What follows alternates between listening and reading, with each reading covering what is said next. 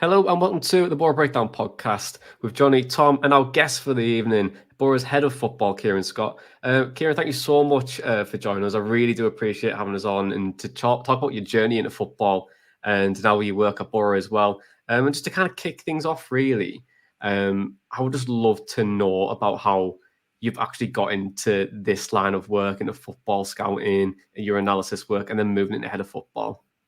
Yeah, okay. That's a journey now. It goes back long way. I think I've been on record before, so I had a bit of a failed playing career. I got injured. I was a young player at Ipswich Town, and I got injured about 15, 16, and that sort of come to an end. And then I tried to sort of continue, and it never quite happened. And I just had a love for the sort of tactical side of football. I always had a love for, like, if whoever we play or I played against, I just talked to my dad on the way home about the opposition, the player, how they set up. I just had a bit of a natural love for that side. No enthusiasm for coaching in any way, just purely tactical scouting, breaking games down. So then it just led me into that path quite naturally, but very, very, very difficult world to get into back. I mean, I must have started scouting when I was around 24, 25, and I'm 41 now. So what, 15, 16 years ago, it was a different world than it is now. It was a lot of the old boys with the flat caps. It was like a secret society almost. It was closed off. I always remember going to games, getting, they were always giving me a little bit of banter about, oh, here he is, young lad here. And it was such a different world now, where you go scouting now and it's young lads with iPads out and laptops and speaking into stuff, and it's changed massively. But all I did really is work hard and take opportunities, and done a lot of like voluntary work. I worked for clubs for nothing. I just wanted to be in that world and learning and part of it. And my first chance was a guy, Jason Blake, gave me an opportunity at Bournemouth when he'd gone in there, and I sort of did academy scouting with him. And I also did a bit of work with a guy called Kevin Russell at the Scouting Network. And that was two different arms of scouting. The Scouting Network side was next team opposition stuff. So it was going to watch games and breaking down a team tactically for the team who they were playing the following week. So that was a really tough, really, really tough bit of scouting. And then obviously the youth stuff with Bournemouth was a lot easier. You went on a Sunday morning and you try and find, little Jonny at 10, 11, 12, 13 who's got more talent, and then you convince them to come on trial, etc. So that was how it started a long time ago now, a very long time.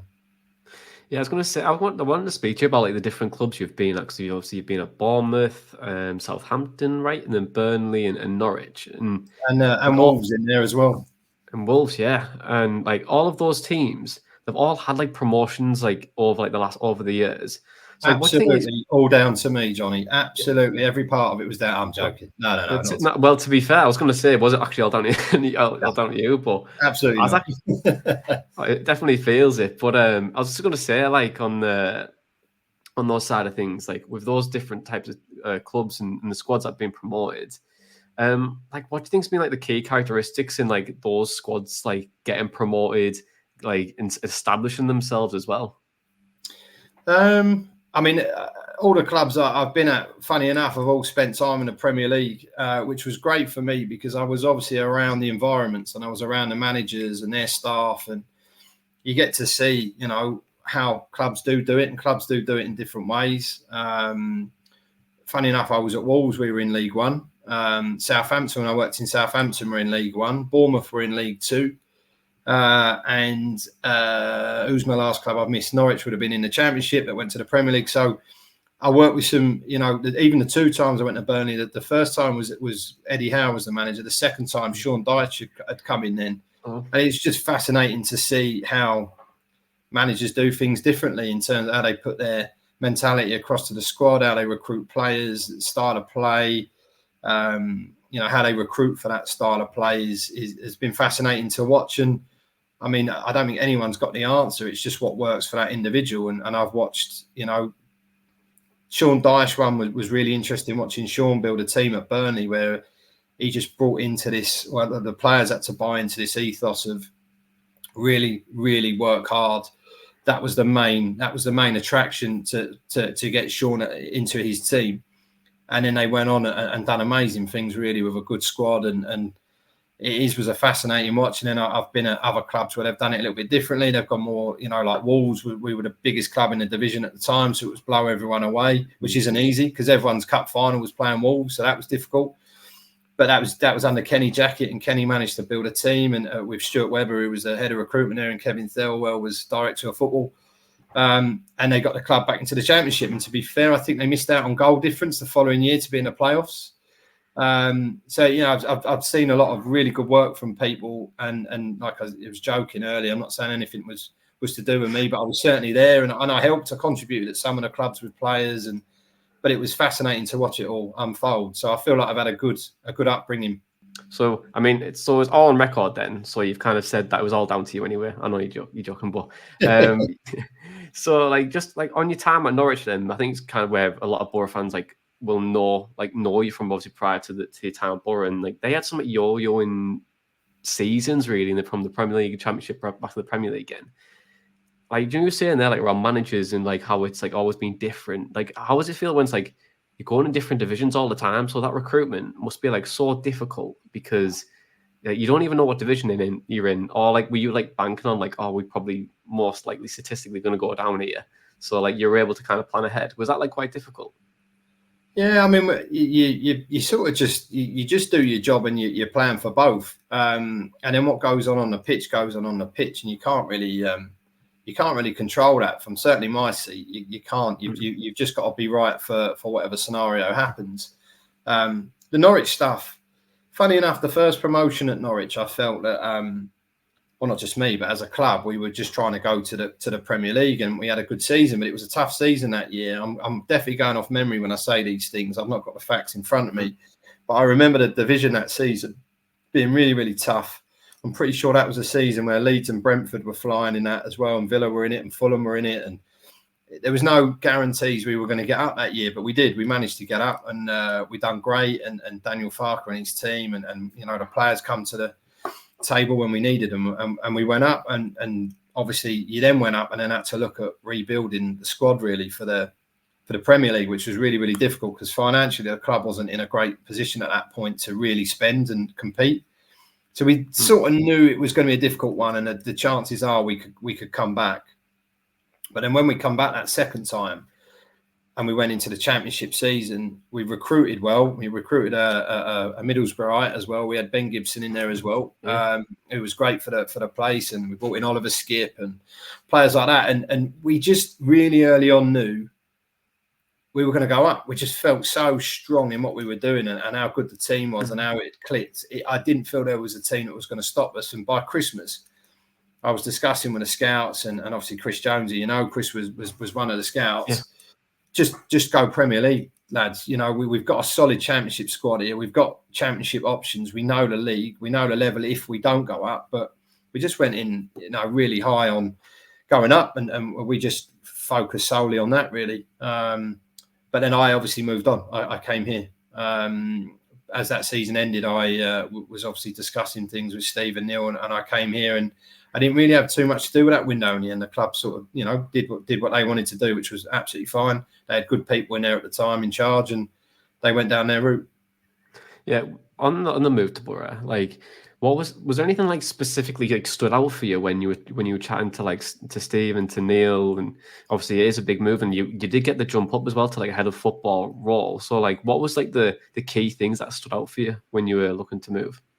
Well, I'd seen, obviously, when you're in that same division, and I'd spent a lot of times in the division with Middlesbrough, you can see it's a huge club in the division, and it's probably a club that needed to be in the Premier League. And to have the opportunity to come here and start leading that and trying to lead that appealed to me straight away. Obviously, the owner in Steve speaks for himself. Everybody who meets Steve, he's a proper football person owner, if you know what I mean. There's a lot of owners out there in the game who perhaps aren't, like Steve. He's a football man, and I really enjoyed talking to him. And the same with Neil. I had some really good conversations with Neil about where he wanted the club to go and what he saw the role being like. So it appealed really, really quickly. And I'd sort of come to the end of my time at Norwich. There was no progression there for me.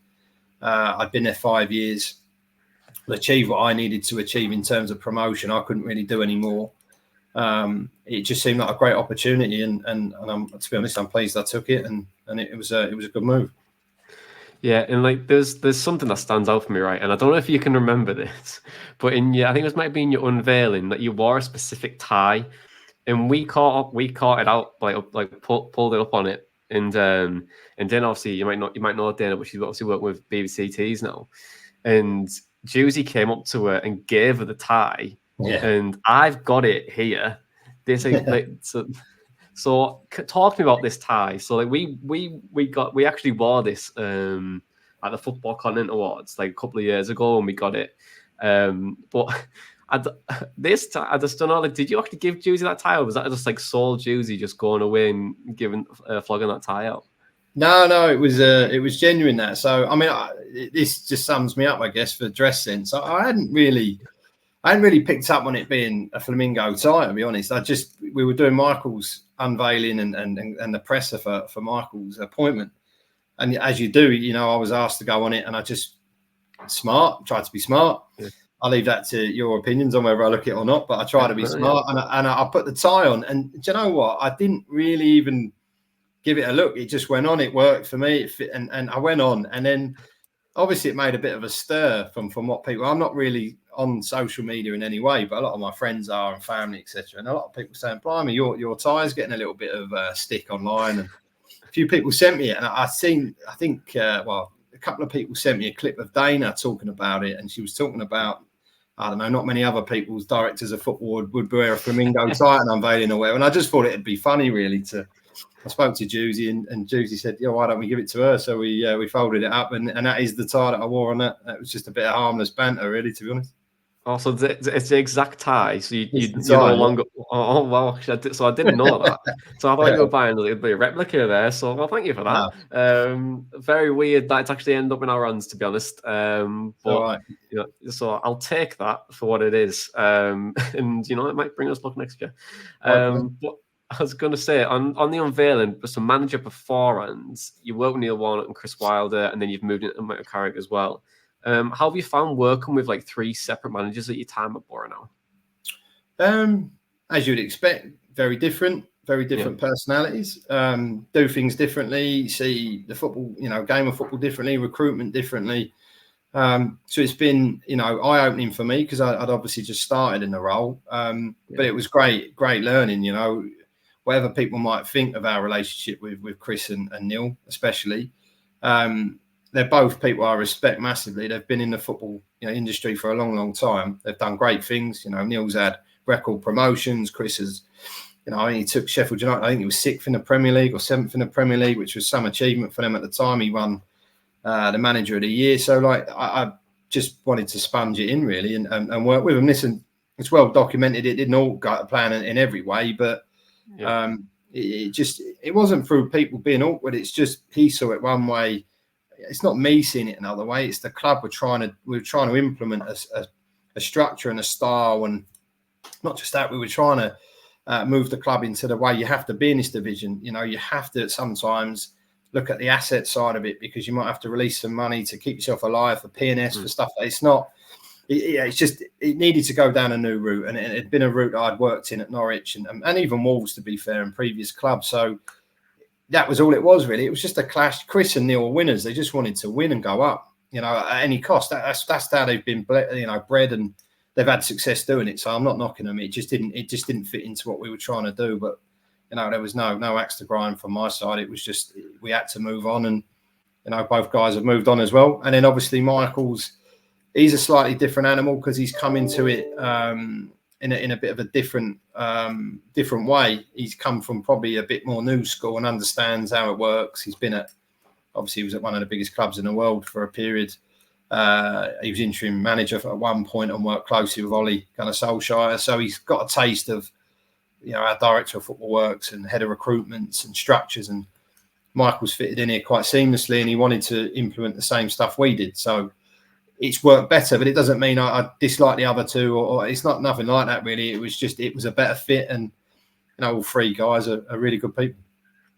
Yeah, and look, when Neil was here as well, like if it felt like the club just needed to go away from the model, like just from a fan's perspective. I don't know if you ever had like heard that, but it definitely felt we needed like someone who would just sit above, well sit with Neil and Steve and just like run the football side of things. And we've spent so much money on like players, and you're probably seeing it. You're going like, bloody hell, they've spent 16 million on Tom Belongria, they spent like 7 million on Ashley Fletcher, etc. And probably Steve will tell you exactly the same thing. Like, but it felt like we wasted a lot of money. But then, like now, like to have someone come in, it feels like we just become really sustainable. And it's just like it is quite nice, but also it felt like, oh, it's going to take about 3 years to get going, really.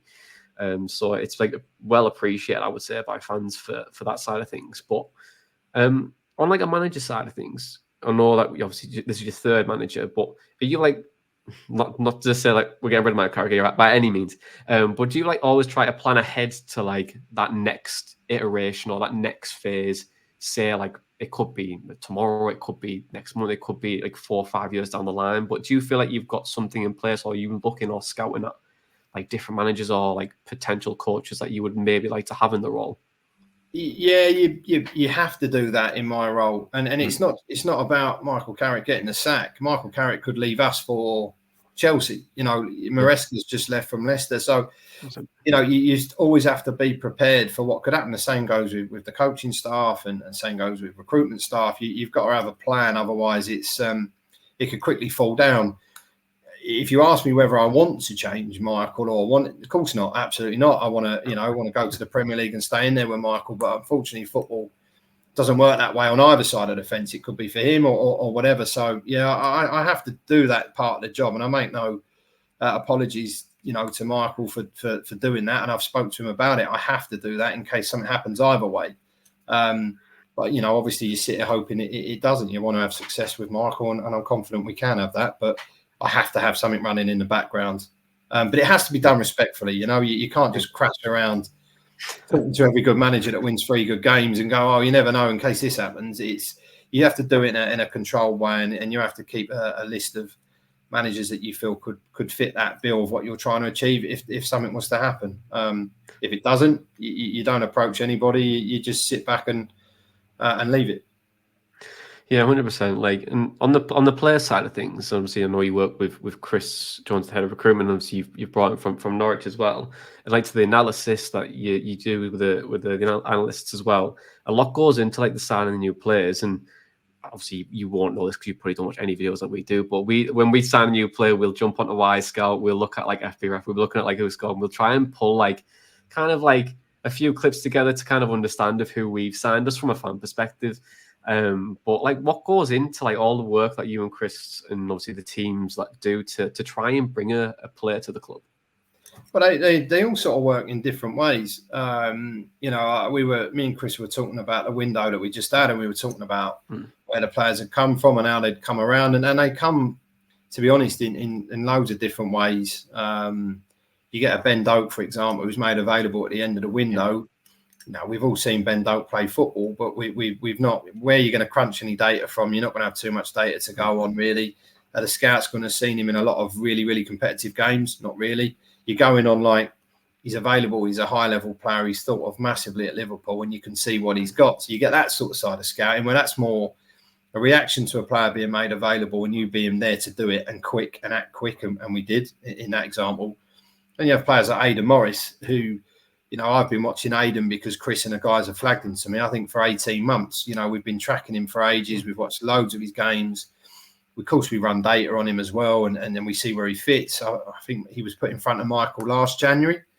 In fact, it might have even been the January before, as one that we were looking at as a he'd have been 20 then. So we were looking at maybe like a development to come in underneath, but then he's gone and played a full season. Obviously, their season runs slightly different than us, so the timeline's slightly out. But he done great, and it was more than a development player. It was a player that we felt actually he's developed into somebody who could just play for us. And then the right time came in this summer to do it. We'd been talking to his representatives, and we managed to. That player, for example, has been scouted for ages. Chris had been over and met him. I'd gone over live and watched him. There'd been loads of stuff that had gone on that one. So that one's that one's in real depth, and he's been discussed for a long time.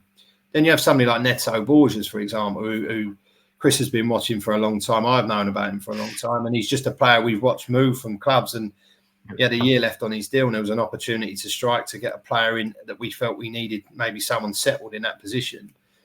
But he's going back on a catalogue of scouting that goes back from probably when Chris was at Crystal Palace, when he was at Norwich, when I was at Norwich. So there's a real wide range. We perhaps get a bit of press on the data side of things, where we use data to help, and we use data to help us make a decision on a player, but we by no means just sit there and sign a player off data and it's like we're hugely data driven. We're not really. We're massive on live viewings. We're massive on going to see and get a feel for a player. Data supports it. Data guides us to areas. We can use it to maybe find a league that suits the type of players that we want, or find an individual player that we like. But we'd still go and watch. We'd still go, you know what, if something about him that didn't fit, or his personality wasn't right, or we found this out while we were out in Croatia or wherever we are. So there's a lot that goes on to it. But every player, if I'm honest, that seems to have a different journey.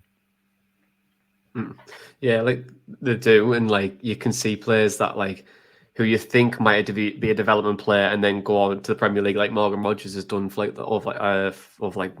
well, he said to me like last August that Morgan Rogers would be a Premier League player by the January, and then he's going to be playing in the Champions League tomorrow. You probably would have been laughed at, I would say. Like, not disrespect to Morgan, but like he's an incredible talent, but felt very raw when we signed him. Yeah. So like on those side of things, when like it comes to like sell-on clauses, buyback clauses, and all that kind of stuff, do you like feel like that's like inevitable now, and we have to do that with pretty much most players that we bring in? Yeah, it's I have to be careful what I say, really, because I obviously have to operate in the industry and speak with clubs that are going to do it. Do I wholeheartedly agree with clubs trying to retain control of players once they've sold them? No. In blunt honesty, no. I think if you've sold a player and you've got to sell on, that's what it's there to protect you for. To then have control on being able to bring a player back and how much he's valued at, even though he could have a year where he scores 100 goals in the Championship for all we know. I feel it's slightly unfair, but if the powers that be are going to allow that to be implemented, what can I do? You can either sit there on your moral high ground and not sign a player again and end up sacked and in the dustbin, or you have to go with it. And sometimes you've got to adhere to these rulings that are put in and clauses. And I'm not sure it's good for the game personally, but I said that about the GBE stuff as well when I was at Norwich. I didn't think that was going to be good for the game, and it wasn't. And then they changed it and made a loophole where you could bring your other players in. And I feel this is dangerous territory as well, to be honest. But I have to just do what tools you're given, really. What you have to work with what you got. Yeah, and look, it goes in your favour sometimes, and sometimes it doesn't it? I think it's just kind of like the nature of it all. And like speaking of like this summer, obviously we've brought a number of players into the club. January as well coming up. You said you're already looking at like what not last January before with Third and Morris. Like, have you kind of are you ready to go pretty much for January? Do you think that do you think we're expecting to be a quieter window? Do you think? Well, I mean, we're probably slightly different this year. I mean, how it really works is we just constantly watch players, and the scouts certainly constantly watch players. And then Chris will filter them to me when it's right. And we just keep that process going, because you just never know what's going to happen, right? It could be injuries, there could be anything. So you've got to be ready. But I would look at January and I would hope that we're not lurching into the market in January having to fix things with the level of player that we've brought in the summer. I'd like to think this group will settle down and we will get a good starting 11 and a good bench to go with that. Now, we might just need to sprinkle something in January to finish it off, but I can't see it being a busy wholesale change in January. If it is, something's gone wrong there. Yeah, to be fair, things can go wrong. I think just in terms of the injury front, like like for you, I bet like you think it's like, oh my god, will this ever end? Because it's obviously you don't stop the recruitment side of things, but you're probably having to think, oh, okay, I might need to think of player A, player B, player C in like the January window. Like how does that affect you quite a lot? The injury front at the moment with Boro, in terms of like what you're thinking ahead of like in the short term? Yeah, I mean, it doesn't help in the short term because you're constantly having to think about it. But ultimately, injuries are part of football. It's a contact sport. That's why you have a squad. We've got a good squad. I think we can handle injuries. We can't handle absolute wholesale injuries like we got last year. No club can handle that. But this year, you know, injuries are going to come, right? They're going to happen. It's football. People get kicked. People have to tackle. We just have to deal with it as a squad. I think we've got players that can play in a lot of positions as well. I feel like there's a good balance there to see us through a season, obviously barring an absolute injury crisis. Yeah, because like everyone's like asking about this injury crisis. Like, to be honest, they're going like, have we pinpointed it? What's the reasons? Like, is there anything that goes into it? Have we been like, has someone put some crystals on us and like, you know, try to like, don't know, curses or whatever? Like, have we pinpointed what's been going on with that injury front, or is that just like one of those freak things that these injuries that happen? No, listen, we look at everything in detail. You know, when it's clear and obvious that there's a lot of injuries going on, we do our best to try and find out and get to the bottom of it. We've explored loads of areas. No one's really come up with anything that I think is scientifically proven that that's our reason. Yeah, I've got my own views. You know, I think the cup run last year didn't help us. I think we had too many games in quick succession. And the problem you get when you get a few injuries and are in set positions, you then start to trigger other players then having to play 3 games a week, starts putting them into a red zone on injuries. And then I think that's your problem then. The knock-on effect is everybody starts getting injured because they're doing more than they should. And I just think we had a couple of bad periods last year where we did get too many injuries in the same position. And then, you know, we were having boys that were having to play all the time, 90 minutes as well, no subs. Like it was... I think really it's that. I also think we play a style of play that attracts a kick. It does. It attracts a kick. We're going to get tackled. People want to stop us playing football. We don't just shell it up the pitch and chase it. We try and play, and I think that's sometimes caused a few of the injuries as well. And like I say, it's football. It's part of the sport, I'm afraid. Yeah, it definitely is, isn't it? Like, just it's just unfortunate, isn't it? I think when the expectations are there and people want Boro to obviously do well, they want all the best players on the pitch, and then also when you don't like have to say like some Marcus Forster on your house, and you know Tommy Smith was so good before he got injured, and Darrell Lenihan as well. Dale Fry's injured, so I feel like everyone just wants those players to be ready, but it's just a shame, isn't it, that they're not. On the start of the season, like how have you what's your thoughts on the start of the season so far? Do you think we've had a fairly decent start? Yeah, I think it's been okay. Really, it's not we've not blown out the traps quick, but we've also not been as stop starters last season. We've took some points. Could we have took some more? Maybe. I just think it's one of those. We there's a few changes going on. There's a few. You've got George Edmondson having to step in, and Neto who's only played 2 games for the club, and Tommy's just there's a little bit still to settle down. We're better off than we were last year. You look at a few other clubs in similar size clubs like a Leeds, they're sitting in there with us.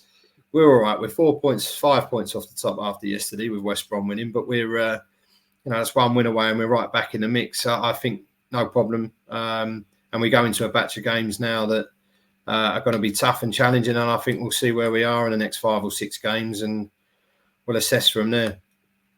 Yeah, and then just looking ahead you've been at the club for 3 years now, hopefully for a lot longer. But like, what do you envision for Boro in the future?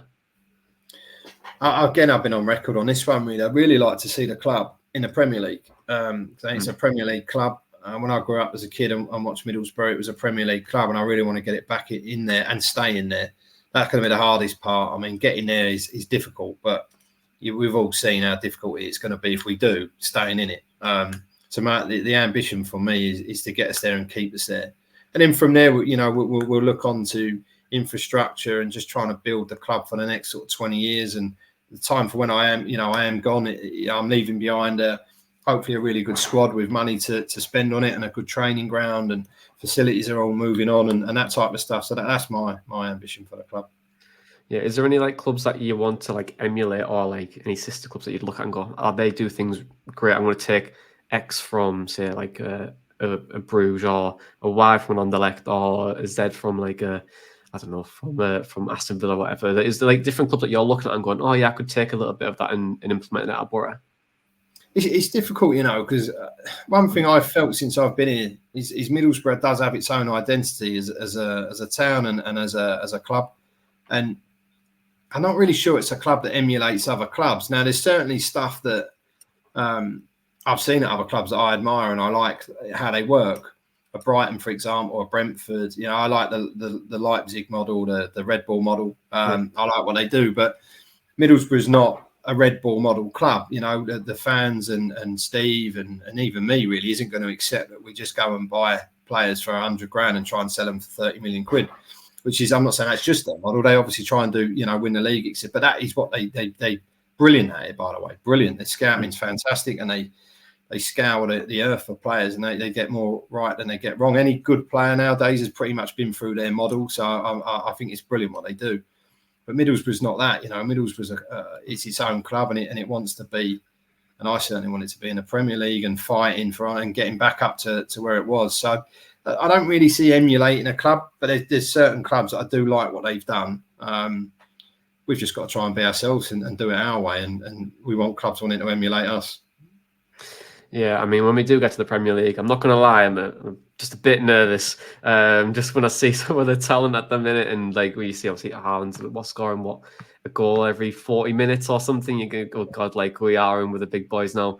It's going to be a bit nerve-wracking, but the divide is huge. The divide between the leagues it's just growing every year. I think we're regularly going to see 3 up, 3 down.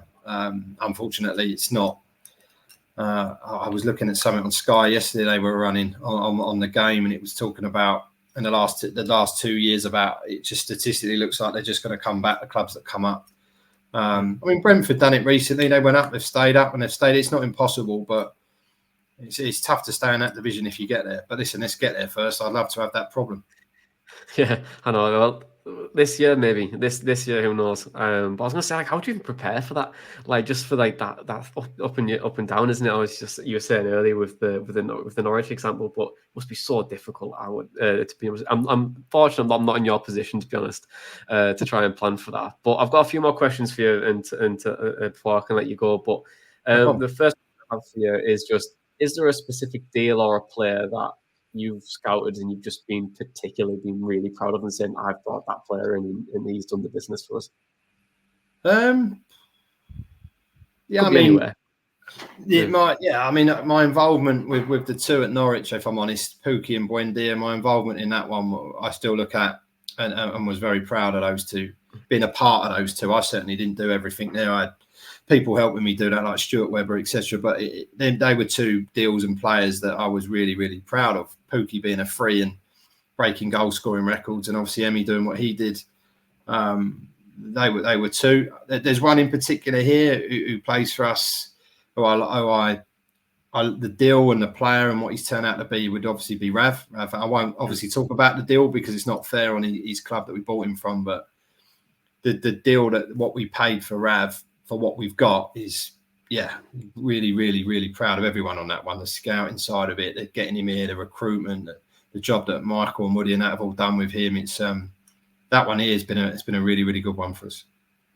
Yeah, he's one deal that I am just so excited by. Like every time I watch him now, I just think there's no way like you're like 19, 20, like you're all just like playing so well and so mature, and it's just like it blows my mind just to think of like how good he was. Because when he first signed, I thought, oh, it's going to probably be like maybe like a 1 or 2 year let him bed in. But the season he's just had in this year, like I don't think you could have imagined like him to play that well. And then obviously everyone looking at him now, probably obviously paper talk, obviously, but it's actually insane. I'm sure there are clubs looking at him. Why would you not? You know, he's at his age. He won our player of the season last year.